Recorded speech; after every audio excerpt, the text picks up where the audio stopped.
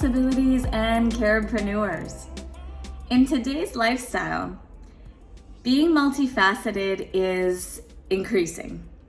And those of you who know me know that I do a lot of things in several different categories, like the arts and professionally, and I keep learning, but there's a lot of things that I actively will get involved in. And so that's called versatility. In terms of work skills, yes, being versatile in the workplace is an asset to be able to increase the value of your position, and to possibly, as you keep learning, you can be promoted, right? As an entrepreneur, what I love about being versatile is that we're already in a position of people looking to us for our expertise, but then we're also human, and I want to encourage you to think about the things that bring you joy, even when you were a kid, in your teens, in your 20s, that you used to do just for extracurricular or social activities like taekwondo or artwork or anything like that. An activity that you used to do that brought you true joy, and that it wouldn't be work to you. It would be something that you would just love to do. I guess, a hobby. Some of those hobbies you might have brought into up a level and to a point where you're able to teach it to someone else. And that's kind of where I'm coming from is, so if you are an entrepreneur in a specific niche, and then you have something social that you, or crafty, or woodworking, or martial arts, or a skill that you have in your back pocket that, really brings you joy above everything else, if you're not even thinking about anybody else. And I want you to think about where is that in your life, and if it's not in your life right now, is there a way to bring that back into your life so that you can add value to who you are, to your character, and to have more stories to talk about, and to accomplish something that you love doing and share it with someone else. And it just brings more value to your everyday life. Maybe it'll even get you off the phone, get you off the screens, get you off of Netflix binge watching and all those other platforms, right? And think of your time management, and maybe adding back value to you as a person. And you never know what that skill can bring you and impact someone else's life, right? So so I would like to encourage you to think about something that you have done in the past that you would love to make room for in your life right now, to possibly even teach someone else. And I always think in terms of marketing as well. So everything goes through a marketing filter for me, because marketing is really the business of people and the psychology of people and consumerism and things like that. And so we really, when you have a niche, you're able to really speak to those people and what they love to do.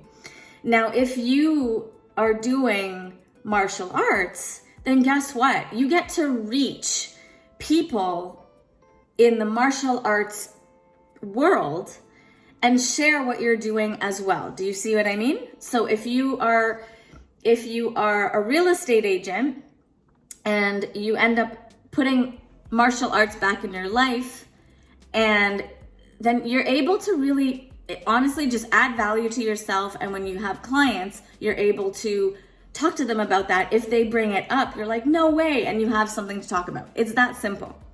And it's just adding more value to your life, and it brings you more joy and a better quality of life.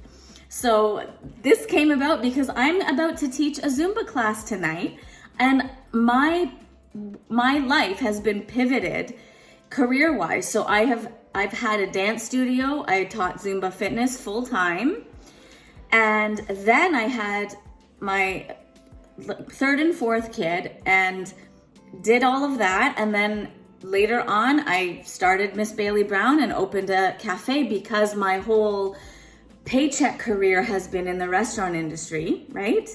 And these are all pivots, and I'm sure someone out there listening can relate to, you know, the increasing amount of career changes and things like that in these decades that are that are changing. There's so much change, right? And so because I did the work and I I have the skills, it brings me joy to teach, and Zumba fitness is not on my roster right now, but there's one class that I'm gonna do for the month, and I didn't say no. And I know that I can put together a playlist and go and be with people that miss my teaching. And that's such a blessing and an honor to be asked back, right? For something that people remember you for, and they really enjoyed it enough to ask you back, right? And so this is something that is, even though your plate is full, this was a good decision to say, yes, I can do it. It's not going to burn me out if I add this to my busy schedule. And and so I'm gonna go, and it's gonna be really fun for me because I absolutely love it. And so it's not about the money. It's not about, starting Zumba up again or any pressure.